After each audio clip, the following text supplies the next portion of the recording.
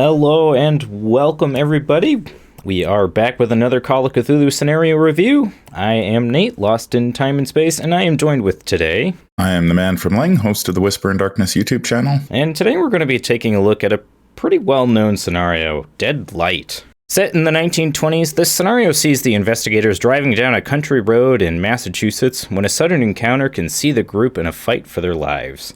From here on out, there will be spoilers, so any players in the audience, share this review with your keeper to see if Dead Light would be a good fit for your group.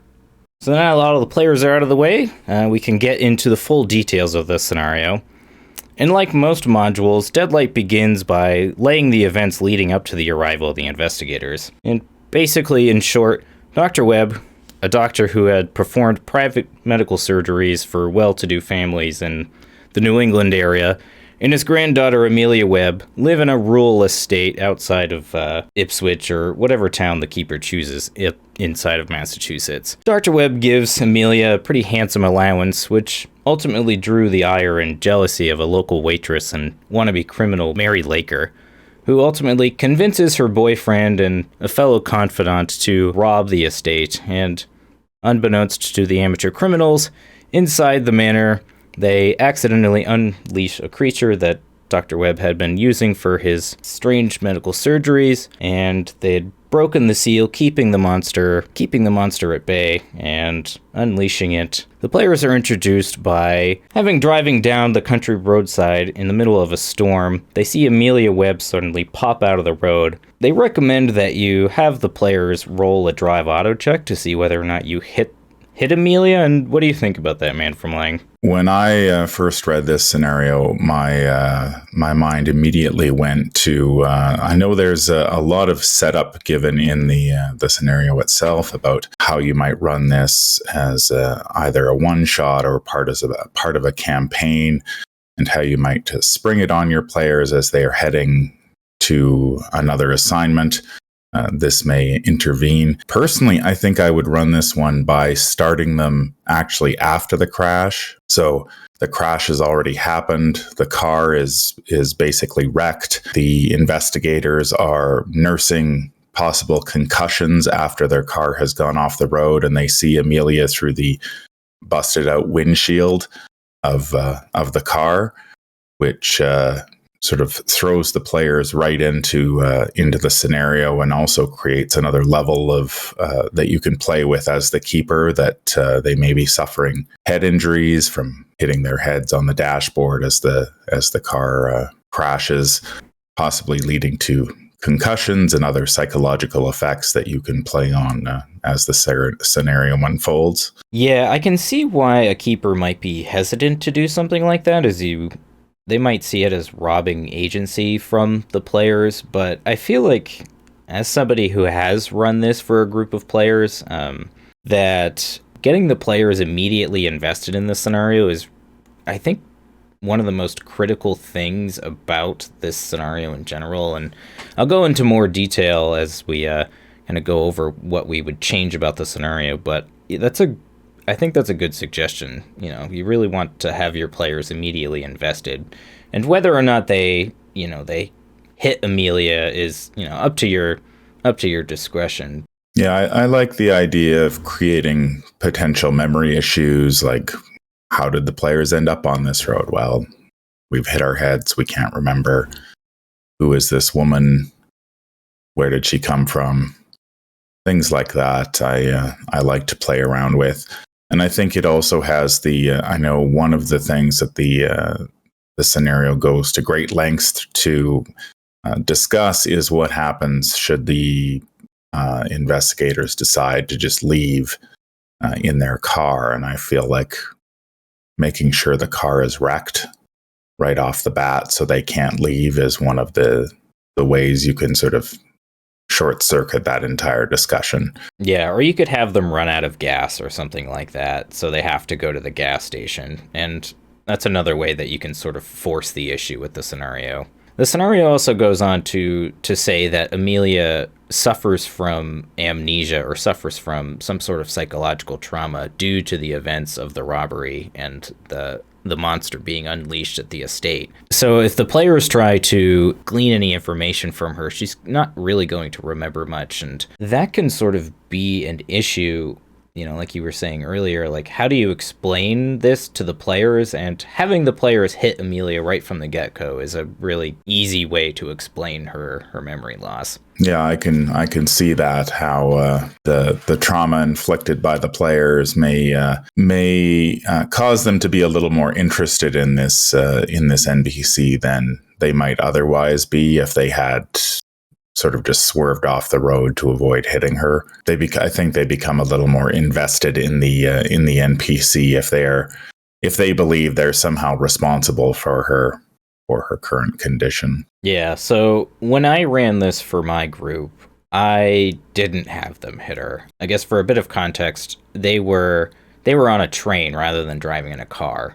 And one of my players was actually the engineer of the train.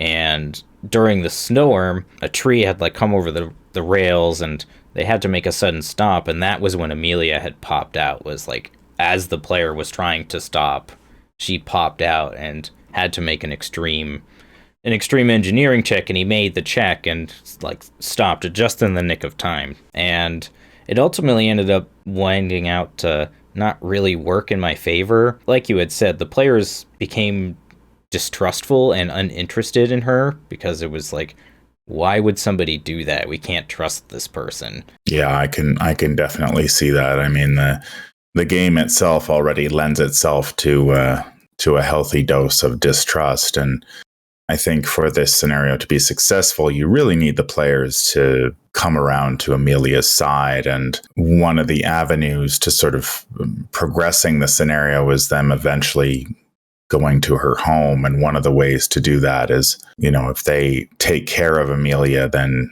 perhaps she regains her senses long enough to direct them back to her house. And if they don't trust her, that's going to be very difficult to do, because they're not going to be inclined to want to walk through this massive storm in order to help her out. Or at the very least, feel responsible for her.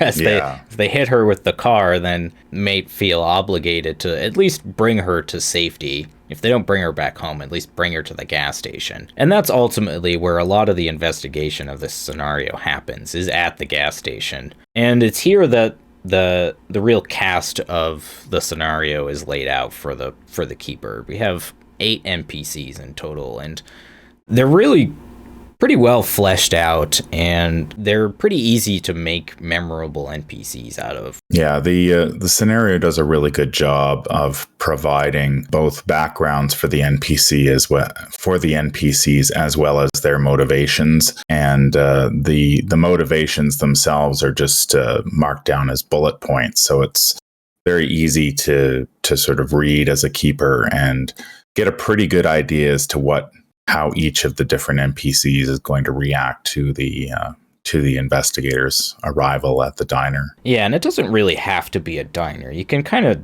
make this whatever location you feel is appropriate. You could have this be like a hotel or a hostel, or I had it be a train station in my game, and that worked very much to the same effect. And it's nice that the module can also be very modular. You don't have to set it in the 1920s either. You can set it pretty much in any time. Yeah, you can be as creative with this one as you want, and I can imagine running it in all different types of settings. If you prefer the Old West, you can do that. If you prefer Victorian era, you can do that. Or if you prefer Cthulhu Now style of game, you can easily move it to a modern locale and go ham. So once the players have a bit of reprieve from the storm that, the scenario really recommends that you play up. Having signs blow over, having trees, knocked down, the lightning striking, and the rain constantly beating on the windows. It tells the keeper to constantly remind the players that the weather is really bad. Driving is not really a good option for them. Once they have some time to sort of get to know the NPCs, this is kind of when you can start showing hints of the creature, of the dead light. Common things that I've heard are, having a player go to the bathroom outside and having one of the NPCs accompany them, and then while the player is in the bathroom, they see a sudden flash of light from underneath the doorway, slowly reveal the monster. Very, very similar to kind of slasher or horror movies. I know Alien kind of comes to mind when I play Call of Cthulhu a lot of the time, because I think that movie does a really good job of sort of slowly revealing the creature.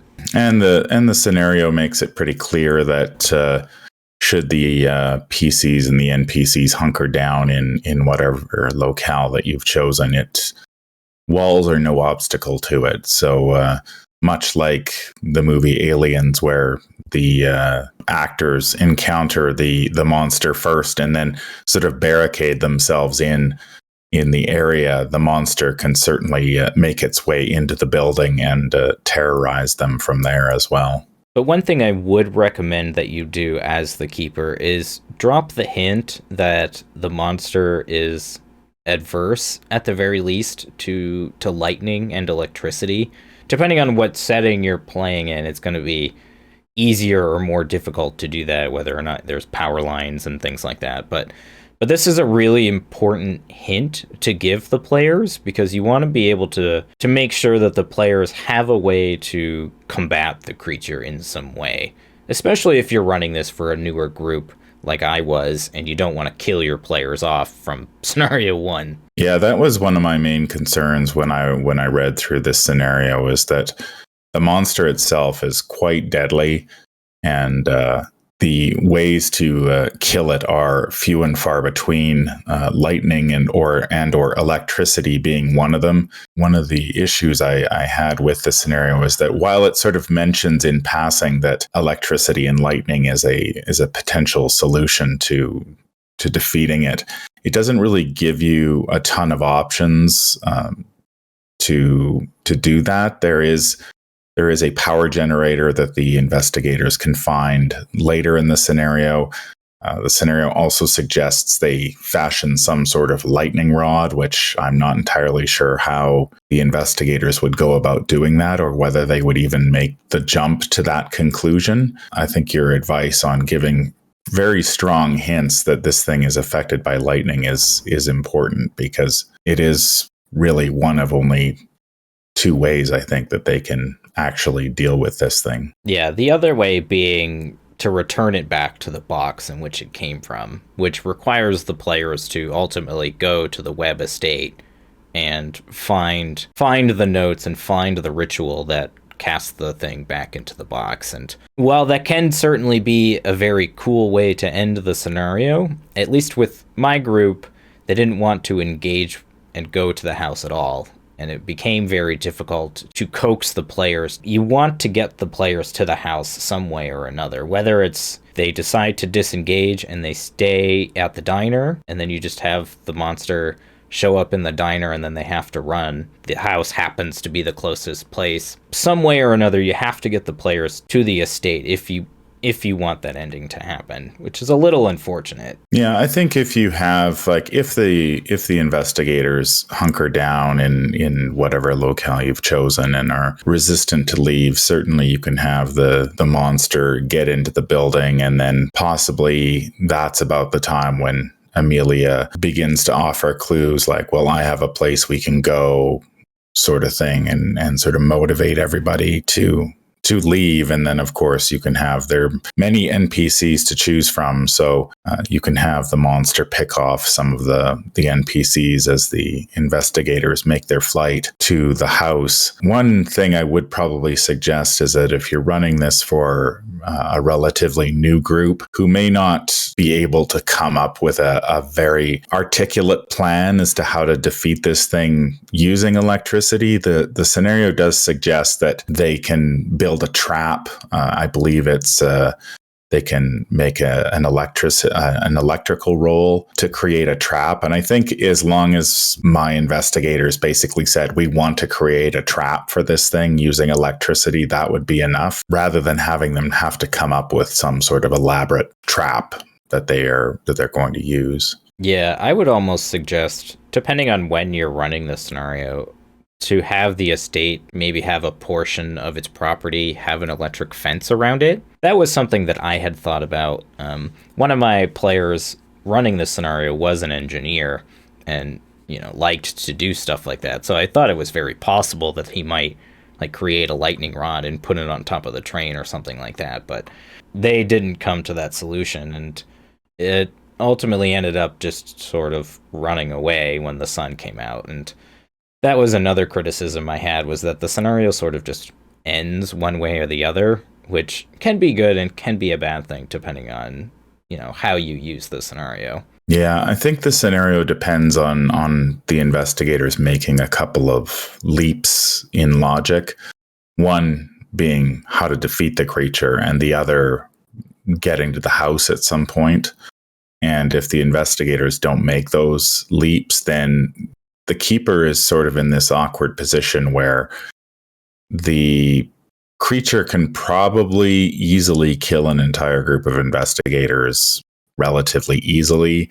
And so if the investigators don't either come up with the solution of electricity or managing to learn the ritual to get it back in the box, their basically only defense is to wait until morning. And depending on when you have started this scenario, what time in game, that could be a long wait and probably quite anticlimactic. Yeah, that was essentially what happened in my game. My players didn't want to engage with Amelia from the get-go. I had a very hard time trying to get the players to trust them. They were making psychology rolls, psychoanalysis rolls. One of them even used hypnosis to try to coax more information out of her, and they could not trust her at all. The players just couldn't buy it. And eventually what I ended up doing was I just had her run out into the storm and try to run back home. It was all right, screw it.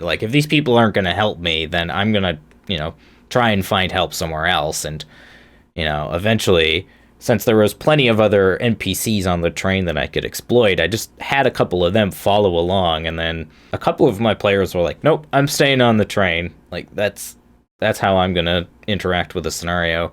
But a couple of them did eventually go out into the woods, and I had them go out into the diner. And eventually I, picked up a couple of NPCs, and then a chase scene happened, and that was sort of the end of the scenario. And despite, trying to get them to the house multiple times, I resolved it by just having a chase scene. It was very late at night, and as the players got to the train, the sun came up and the creature sort of vanished. It was a little disappointing. The investigators have the crash where they either possibly hit Amelia. They end up going to the diner and meeting the NPCs, and then eventually they're supposed to end up back at Amelia's house where they discover the crime that has occurred and possibly the solution to containing the creature.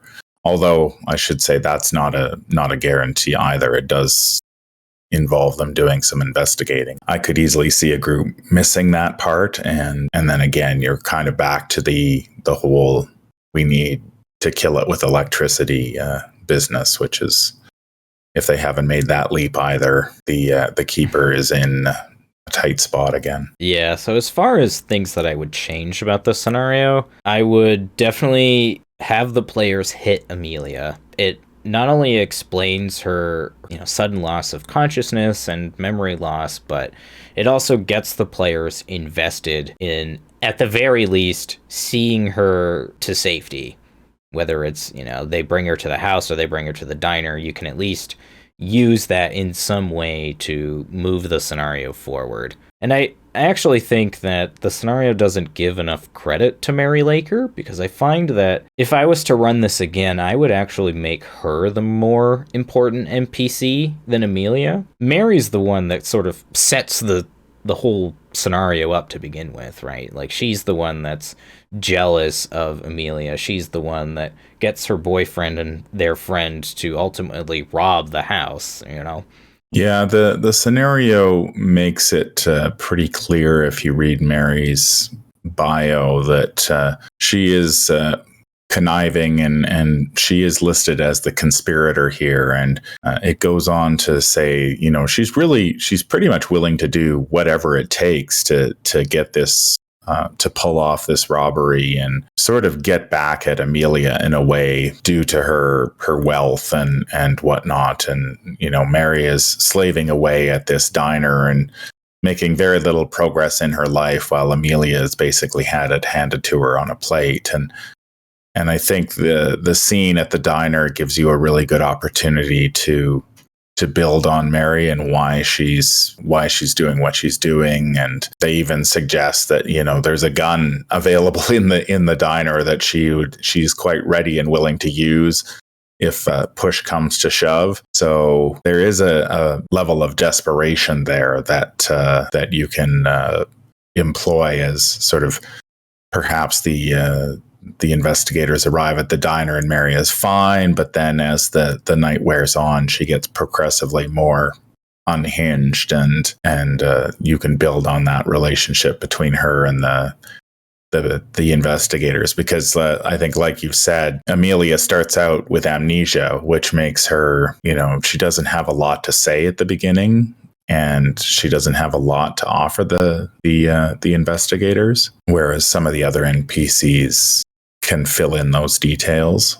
Yeah, the scenario recommends that you keep Amelia alive, at the very least to bring her to the house again, so that the investigators can sort of piece together what's going on. And I don't necessarily agree with that entirely. I think it's much easier to have Mary ultimately go to the house and maybe have the players follow her, sort of like you were saying, like, as the scenario divulges, you can have her get more and more desperate, and maybe she just says, screw this, takes the gun, and goes out to the house, and now the players are like, well, we can't just let this person rob and kill these people. Like, that becomes, I think, a much better incentive for the players to ultimately go to the house. And I think another thing that I would change, if, depending on when and where you're running this, maybe even remove the diner entirely or change the diner entirely and have it be a larger estate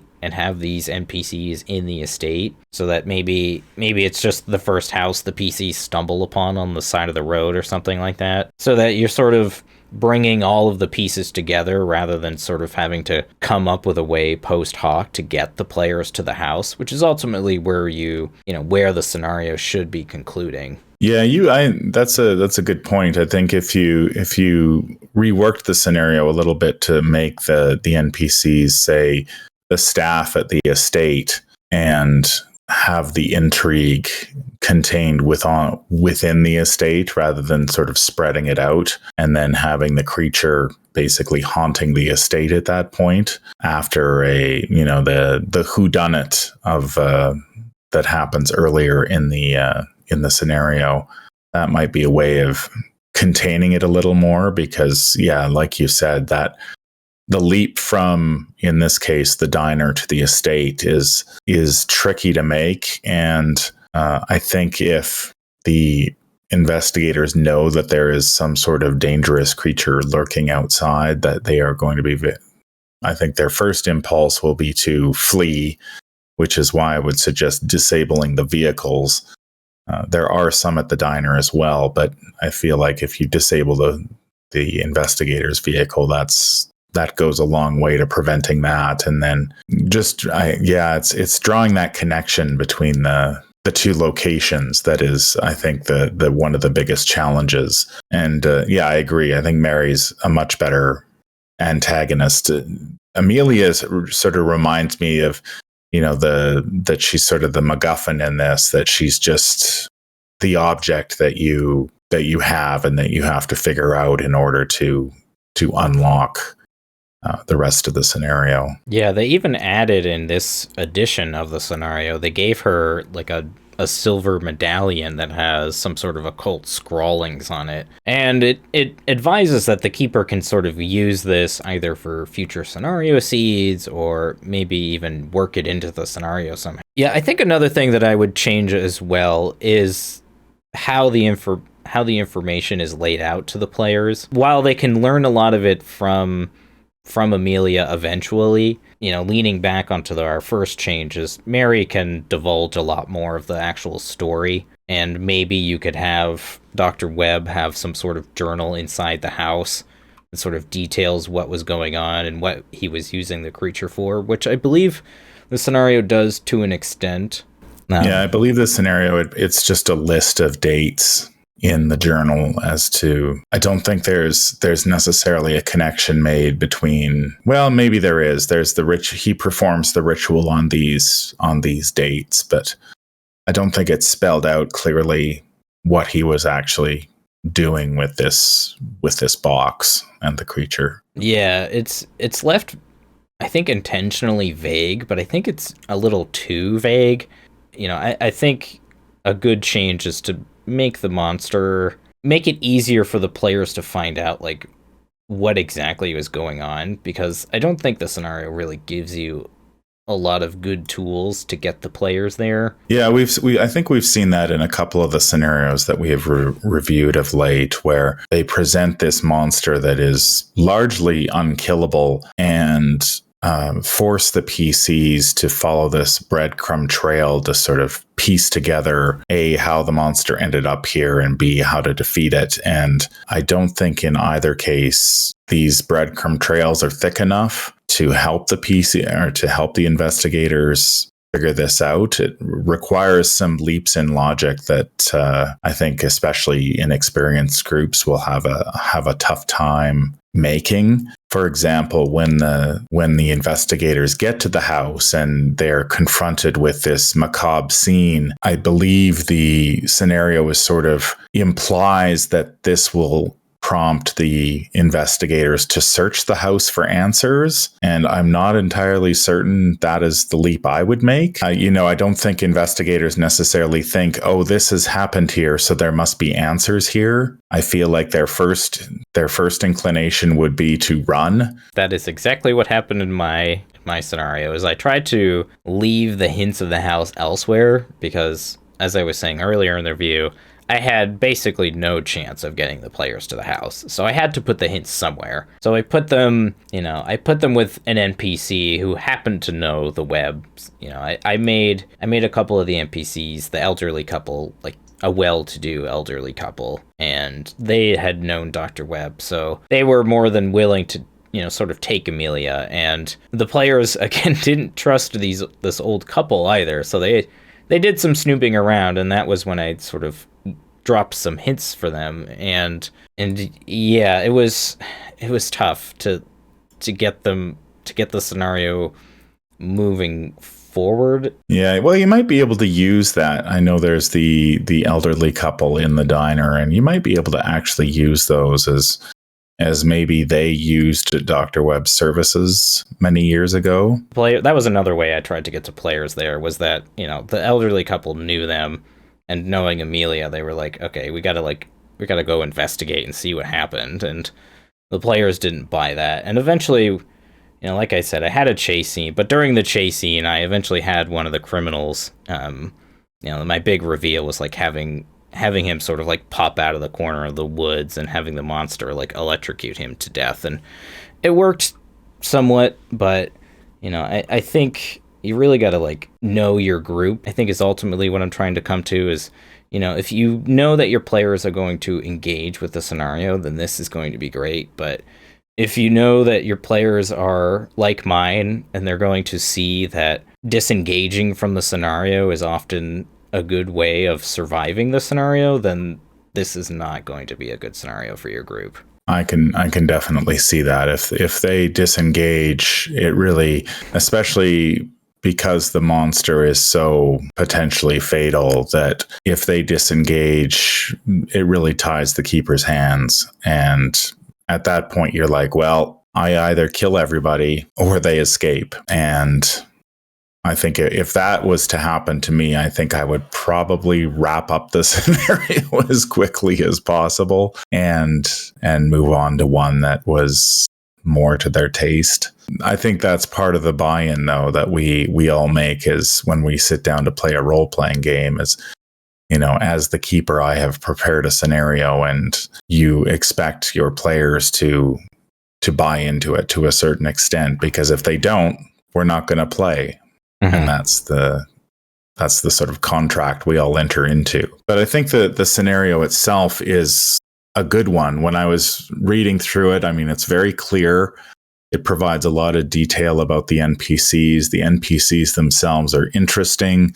I think it's short enough that you could run it in a session. It can move at a pretty good pace. I think the main work you have to do as a keeper is trying to figure out how you tie the two locations together and how you inform the PCs of the solution. I liked the modularity of the scenario. Being a keeper that likes to run in different time settings, it's fairly challenging to find scenarios that are easily adaptable to certain time settings, like the Old West and things like that. Like, they can be difficult to adapt scenarios, and scenarios like this that you can very easily just swap a name and a location and, you know, a time, and it really doesn't change the overall scenario, is really helpful to keepers like me. So I really liked that aspect of it. And that was ultimately why I decided to run it. It was like, you know, after looking through some of the official material for Down Darker Trails, there really wasn't a lot.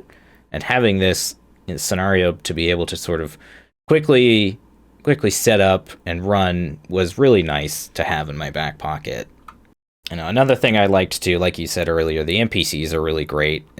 They're very well laid out, and you know, those bullet points can really help you when you're in the middle of the game trying to run the scenario, and you've got those bullet points right there on the sheet. It can make it very easy for you to make those NPCs memorable and to further get the players invested in the scenario. Yeah, I think the NPCs have just enough. They've fleshed them out just enough to make them interesting while keeping them straightforward. Their motivations are pretty clear. And the scenario is, you know, barring player buy-in, I do think it is overall a very easy scenario to run. And while the creature can be very deadly, you know, you have a lot of control over it. You know, it is fairly slow moving, so if you don't get rid of the player's cars, or if they have another mode of transportation, then, you know, you can sort of set up a chase scene where the thing chases behind the car in the storm, and that can be fun as well, you know, if you intend to have your players survive. But it can also be a nice one-shot or an introductory scenario, you know, where you kill the players off and sort of show off the lethality of the system. Yeah, I think I like this one better than the one, which was the one in the house. The Cracked and Crooked Manse. Yeah, the Cracked and Crooked Manse, where sort of features a similar creature on a lethality scale, but I think you've got a lot more control over this one because it stalks and hunts. And in the Cracked and Crooked Manse, sort of once the investigators end up in the house, it's game on.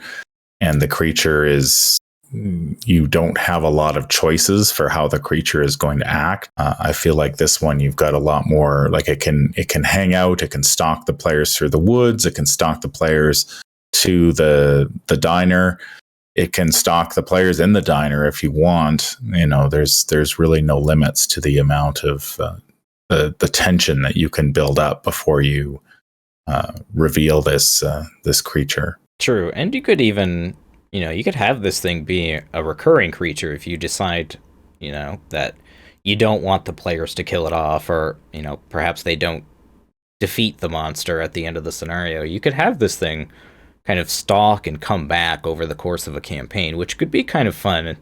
Yeah, the scenario does give some advice toward the end about how you could use this monster for an ongoing campaign, especially if the investigators don't deal with it the first time around, and the horror of realizing what they have potentially unleashed on the countryside. I think the last thing I like about the scenario, and I've seen a lot of people actually not liking this aspect so much with this new edition, is the addition of the silver medallion on Amelia Webb, and I actually quite like that aspect. I feel like if you're going to have Amelia be an important NPC in a campaign, or, you know, in the scenario, that having that silver amulet in your back pocket can actually be really helpful. I had thought that if the players had engaged with Amelia and had gone down the rabbit hole of trying to figure out what the medallion she's wearing was all about, that I would have that be a part of the ritual, and maybe that, like,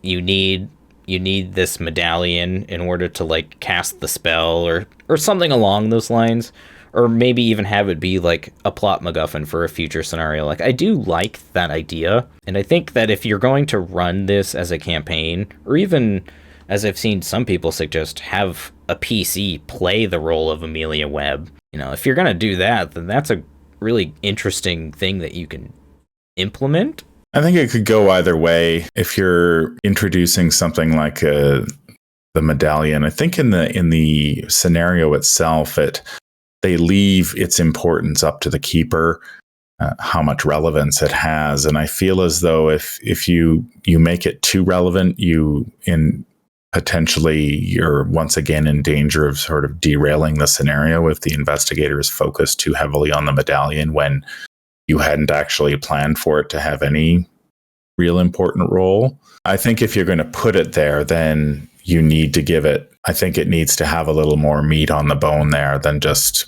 this sort of interesting thing that she has around her neck. Like you said, you can incorporate it into the ritual, or perhaps it can be used to point back to the house again in some way. But I'd sort of be reluctant to use it if it was just a one-off thing, because as we all know as keepers and DMs and GMs, that players tend to attach importance to things that turn out to be not important in any way, shape, or form, and removing those types of obstacles is I think a good thing. It's like the color of the drapes in the diner.